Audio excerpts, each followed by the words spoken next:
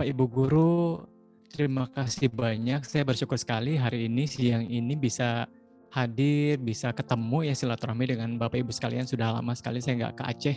Seingat saya terakhir tuh kalau nggak salah Abdia ya.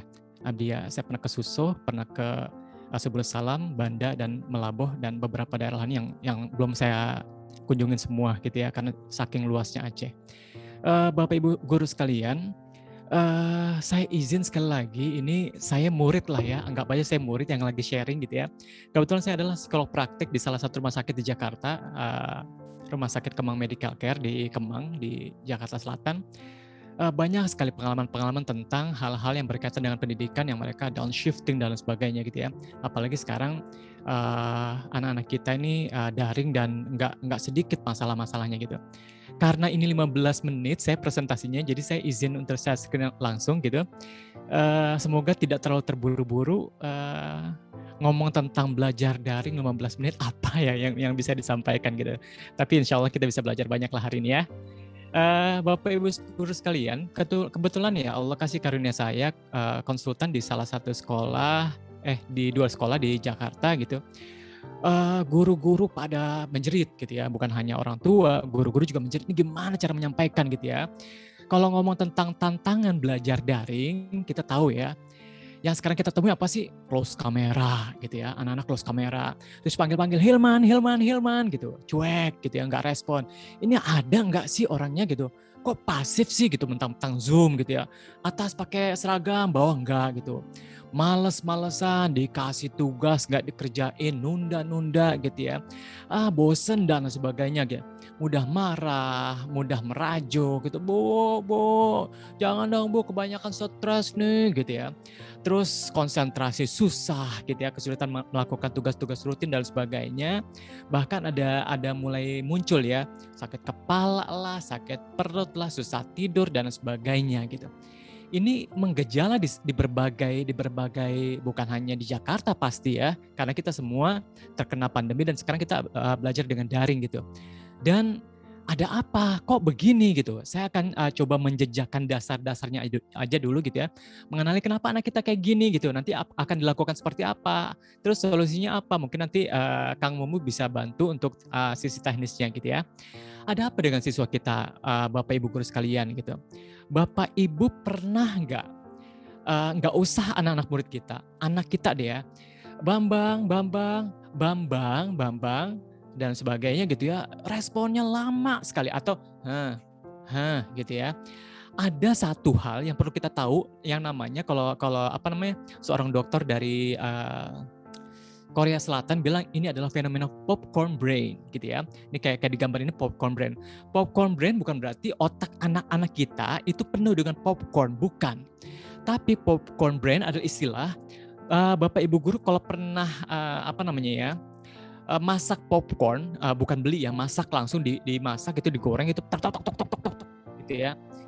Jadi Bapak Ibu Guru sekalian dengan gadget di tangannya, dengan aplikasi yang luar biasa cepat dan apa namanya, apa sih menghentak-hentak gitu ya kayak model games dan sebagainya gitu ya.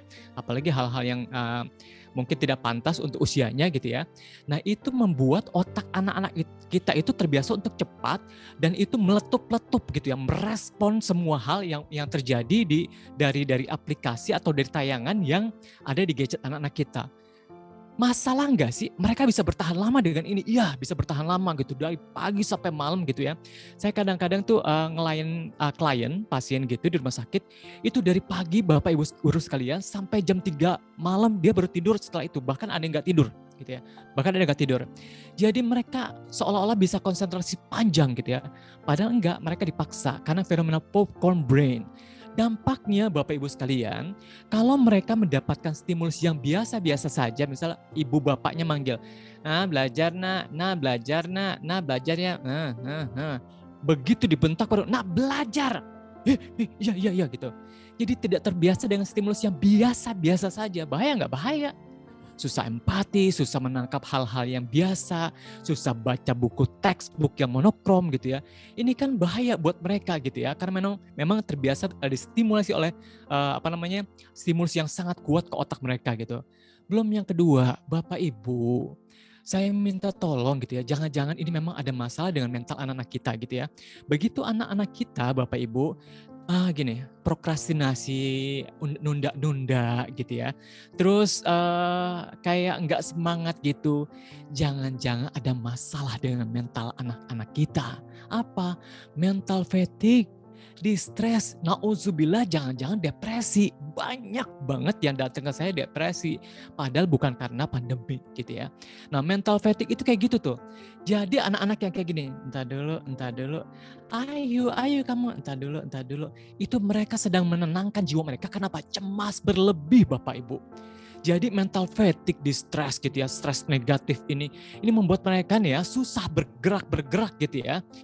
Jadi luar biasa ini memang tantangan gitu. Satu sisi kita nggak ketemu mereka, tidak bisa menjangkau mereka, tidak bisa menyentuh mereka gitu ya, mengendalikan mereka. Susahnya minta ampun di daring ini. Tapi kalau kita boleh jujur, ini kan nggak selalu daring yang kayak gini gitu ya. Sejak dulu, sejak luring, banyak kan ya siswa kita bermasalah dengan hal-hal kayak gini gitu ya.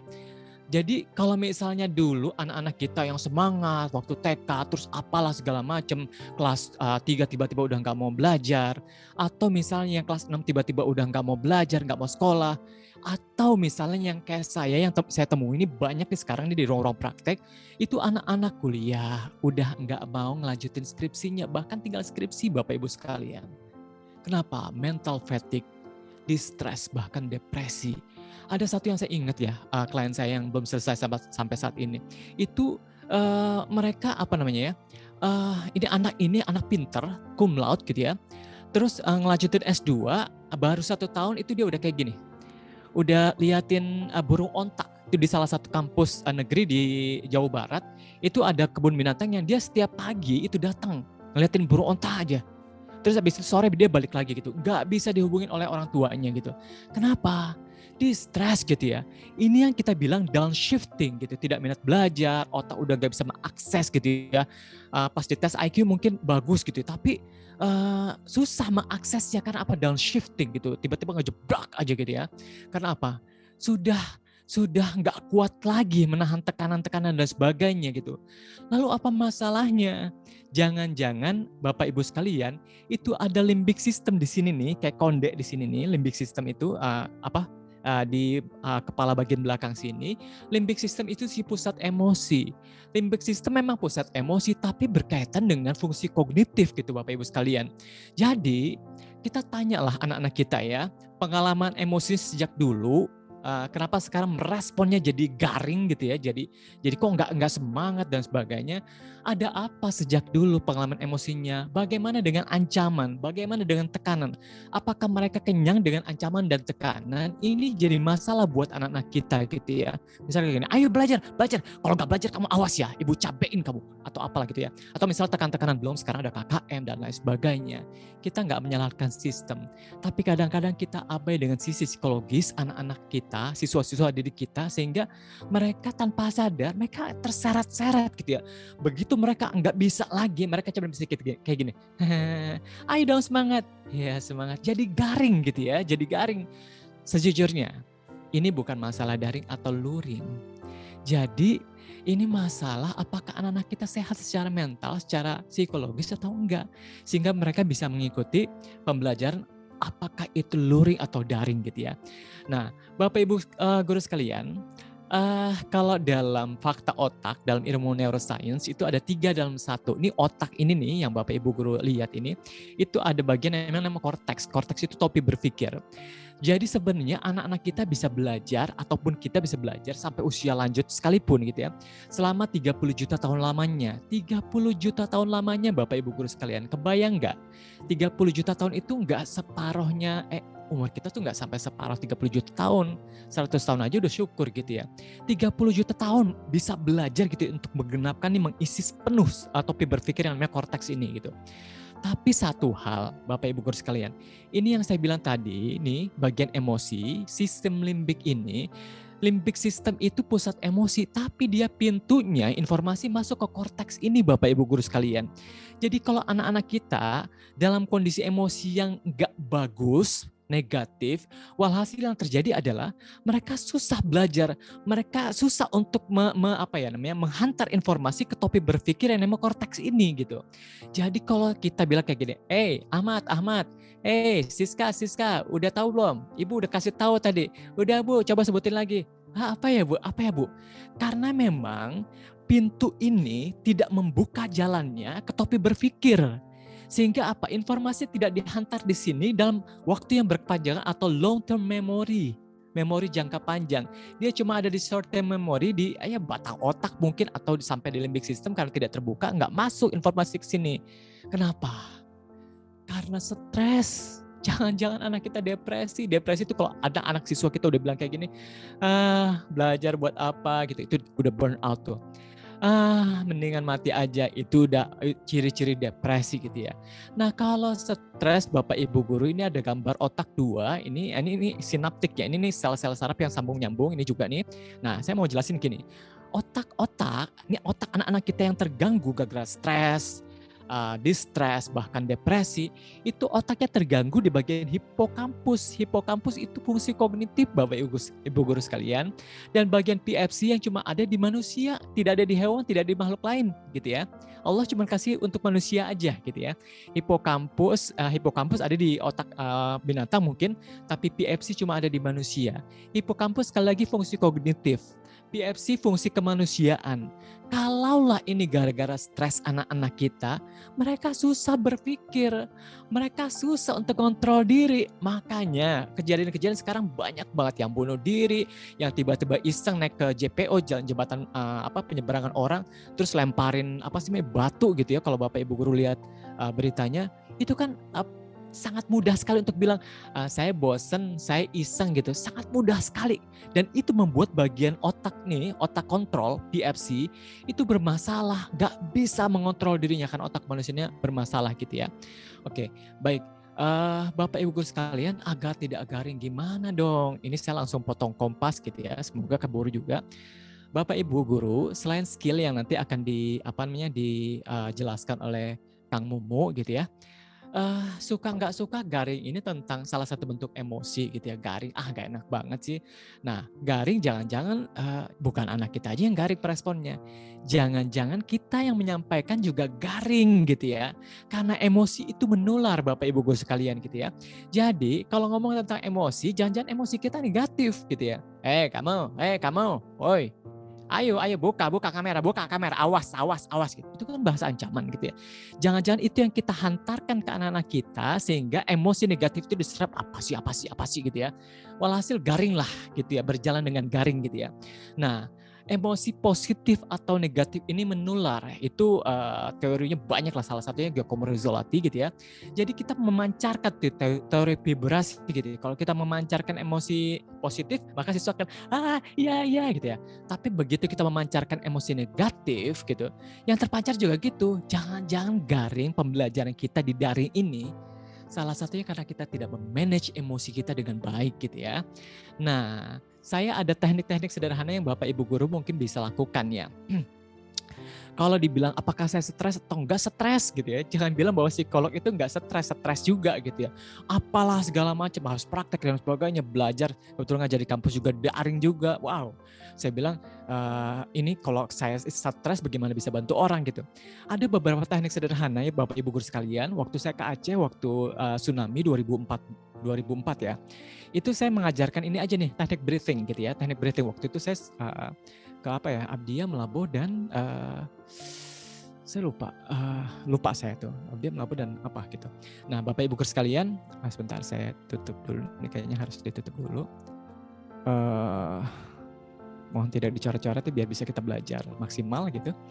Bapak Ibu Guru, waktu itu saya ada fenomena anak-anak yang kesurupan. Saya bilang, wow kesurupan kenapa nih gitu ya. Memang benar kesurupan itu mungkin ada yang masuk gitu ya, mungkin ada fasenya itu. Tapi kalau dalam dunia psikologi tidak semua kesurupan begitu. Kesurupan itu bisa jadi karena memang, jadi otak itu kekurangan oksigen. Kalau Bapak Ibu Guru pernah naik ke gunung, itu ada namanya kekurangan oksigen, saya lupa namanya ya. Kekurangan oksigen yang membuat akhirnya kita tidak sadar gitu ya. Akhirnya tidak sadar, dan salah satunya bisa terjadi yang namanya tadi kesurupan gitu. Nah, kan kita harus membangun kesadaran kita nih supaya kita waras, supaya emosinya tetap positif. Apa yang harus dilakukan? Sebentar, saya tutup dulu. Sekali lagi saya mohon tidak untuk dicoret-coret. Breathing gitu ya, breathing itu banyak tekniknya gitu. Ada yang bisa dilakukan, ini nih kalau kita melakukan ini Bapak Ibu guru nggak harus ke psikolog, dan kemungkinan jarang-jarang ke rumah sakit juga, karena ternyata setelah saya pakai banyak hal yang sifatnya psikologis itu berpengaruh ke fisik gitu ya. Bapak Ibu guru, bagaimana cara mewaraskan kita untuk mensehatkan emosi kita? Ada satu namanya horse lips, teknik ya. Horse lips gimana? Horse lips itu apa sih? Horse lips itu kayak kuda nafas gitu ya, kayak kuda nafas. Bagaimana caranya? Tarik nafas dalam-dalam dari hidung. Itu horse lips, diulang-ulang gitu ya. Diulang-ulang itu membuat nanti emosi kita menjadi lebih stabil gitu. Itu satu, horse lips gitu ya. Yang kedua bisa dilakukan juga 7-Eleven. 7-Eleven itu bukan kayak nama toko ya. 7-Eleven itu 7-11 gitu ya. 7 menarik nafas, 11 mengeluarkan nafas. 7 menarik nafas dari hidung, keluarkan nafas dari mulut, 11. Misalnya kayak gini ya. Saya menarik nafas, saya hitung.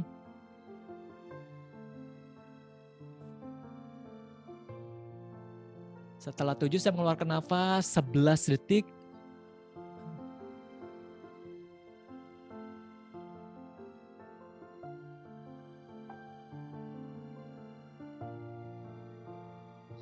Jadi menarik nafas, mengeluarkan nafas 7 detik, menarik nafas, mengeluarkan nafas 7 detik gitu ya. Itu juga sama. Itu juga salah satu teknik yang bisa membuat otak kita nanti bisa bekerja lebih maksimal gitu ya. Belum coklat breath gitu ya. Nanti kalau Bapak Ibu guru kalau punya coklat ya alhamdulillah, kalau nggak punya coklat bisa pura-puranya kita lagi pegang cangkir coklat terus kita menghirup baunya coklat panas di ini ya, di cangkir kita. Terus kita melakukan nafas. Sama, itu juga menyehatkan emosi kita gitu ya. Teknik-teknik sederhana ini saya pakai gitu ya. Nah, ini semua memasuk oksigen dan mengurai simpul-simpul saraf di otak kita. Kenapa? Karena memang kalau misal simpul saraf di kita itu kerual-kerual kayak gini, walhasil kita nggak sehat gitu ya. Bahkan kita susah menemukan bahkan kunci motor, kunci mobil. Di mana sih kunci motor gitu ya? Padahal ada di depan kita. Tapi karena kita terbatas mengakses topi berpikir, jadi kita nggak maksimal untuk berpikir. Karena apa? Masalah di emosi kita, masalah di otak kita gitu ya. Nah, ada lagi teknik sederhana Bapak Ibu guru gitu ya, teknik genggam tangan. Jadi ternyata teknik-teknik yang misalnya kayak saya lupa tuh, teknik akupuntur, teknik refleksi, itu kan ada titik-titik yang dipijit gitu ya. Bapak Ibu guru bisa menggunakan tangan kita sendiri gitu ya. Ini kan tangan jempol ini jari jempol ini untuk kita sentuh kayak gini aja itu bisa mengobati yang namanya worry gitu. Worry itu kekhawatiran ya. Fear ini ketakutan, ini tentang marah gitu ya. Ini tentang kesedihan, ini tentang kepura-puraan. Jadi Bapak Ibu guru tinggal begini aja, kalau misal emosinya lagi bermasalah nanti genggam sekitar 30 detik jempol, telunjuk 30 detik, jari tengah 30 detik, jari manis 30 detik, jari kelingking 30 detik. Setelah itu digenggam semua selama 30 detik, itu juga berdampak pada psikologis kita. Perlu nggak ke psikolog? Kalau memang itu udah selesai, udah gitu. Kenapa? Sekali lagi kita butuh waras. Jadi yang kalau misalnya kita mau menyelamatkan anak-anak kita di daring ini, dan supaya kita bisa menghantar emosi positif, sehatkan dulu emosi kita gitu ya. Nah, untuk membersamai siswa kita, Bapak Ibu guru sekalian, saya sering kali bilang ke guru-guru saya gitu ya, di sekolah saya bilang kayak gini, nggak mungkin lah kita bisa menghantar informasi ya ke anak-anak kita gitu, kalau kita tidak terhubung gitu. Ada yang namanya hukum law of engagement, hukum keterhubungan, hukum keterlibatan. Kalau tidak terlibat anak-anak kita, susah rasanya mereka mendapatkan informasi dari kita gitu ya. Contoh, anak-anak kecil, Bapak Ibu guru ingat gak kalau anak kecil gini, kamu kata siapa begitu? Kata mamaku. mereka terlibat, terikat, terhubung. Jadi repertoarnya, referensinya adalah bapak ibunya. Kenapa? Karena terhubung membuat mereka memudahkan informasi menjejakkan di sini gitu ya. Ini Aceh kental sekali dengan nuansa agama ya. Kalau bapak ibu guru lihat lagi kitab-kitab dalam agama kita gitu ya, buat yang muslim, itu kan ada konsep dalam pendidikan Islam ya, at-ta'lif qabla at-ta'rif, at-ta'rif qabla at-taklif gitu ya. Ikatan hati dulu gitu ya, baru pemahaman. Setelah pemahaman barulah ada tugas-tugas at-taklif gitu ya. Jadi kalau kita nggak mulai dari keterhubungan, misal kayak gini, gimana, kucing kamu gimana, ya ampun itu masih mabar ya, ayo mabar jam berapa semalam gitu ya. Itu kan yang terlibat terhubung dengan mereka gitu, walaupun kita nggak menyetujui itu mungkin gitu ya. Keterlibatan itu ketika saya menggunakan itu Bapak Ibu guru, saya terharu begitu mereka bilang kayak gini, yeay, saya dipanggil Kak ama anak-anak gitu ya, karena mungkin saya psikolog dari dulu dan saya psikolog anak dan remaja. Yeay, enak banget nih kalau misalnya Kak Hilman nih, karena kita bisa curhat-curhat dan kita bisa ngomong yang kita pengen tahu gitu ya, karena apa? Engagement gitu ya. Jadi mereka cemas, sekarang mereka stres, mereka butuh apakah terhubungan dengan kita Bapak Ibu guru sekalian. Nah yang kedua adalah law of effect. Law of effect itu menyenangkan. Saya sekali lagi saya terharu begitu mereka bilang kayak gini Bapak Ibu. Ini dia. Jadi sebelum saya buka kamera saya baru muncul ke Zoom, ting tung gitu ya. Itu mereka bilang kayak gini, yeay, pelajaran yang kita nanti muncul. Ini dia pelajaran yang paling favorit di kita gitu ya. Padahal saya cuma ngajarin apa motivasi, apa segala macam gitu ya. Kadang-kadang kita ngomong tentang hidup juga gitu. Jadi hal-hal yang menyenangkan gitu ya, mereka terhubung terus mereka menyenangkan, senang dengan kita gitu ya, dengan apa yang kita gulirkan, itu membuat mereka mau melakukan lagi karena prinsip law of effect adalah sesuatu yang menyenangkan cenderung akan diulang lagi gitu ya. Nah, yang ketiga adalah law of readiness gitu ya. Prinsip persiapan atau hukum persiapan. Jadi kita nggak boleh yang namanya belajar daring itu dadakan, nggak usah daring gitu ya. Belajar luring aja nggak boleh dadakan. Jadi jangan pernah lakukan belajar daring itu baru pagi-pagi di share gitu. Hari ini kita ada Zoom ya. Hari ini nanti jam 9 ya. Nggak bisa kayak gitu. Kenapa Bapak Ibu guru sekalian? Otak kita, otak berpikir nih, otak anak-anak kita juga itu butuh waktu untuk mempersiapkan dirinya gitu ya. Jadi mereka butuh waktu untuk mempersiapkan diri untuk apa? Untuk belajar gitu ya. Kalau mereka dadakan, mereka walhasil otak bagian emosinya merasa apa? Tertekan, cemas, walhasil apa? Informasi tidak terbuka pintu emosi positif sehingga tidak terhantar ke bagian berpikir gitu ya. Jadi harus disiapkan gitu ya jauh-jauh hari gitu, dan kalau bisa jaga rutinitas. Kenapa? Rutinitas membuat mereka akhirnya nggak perlu mikir lagi untuk ya aku tahu jam segini begini, jam segini begini gitu ya. Terus jam segini apa gitu ya. Yang dibutuhkan adalah aturan main, jadwal, kesepakatan antara kita sehingga anak-anak kita siap gitu menerima arahan-arahan dari kita. Bapak Ibu guru sekalian, PJJ atau pembelajaran jarak jauh gitu, itu kan nggak selalu depan layar gitu. Ingat Bapak Ibu, anak-anak Bapak Ibu guru sekalian itu udah gede gitu ya. Ini kan SMA, SMK.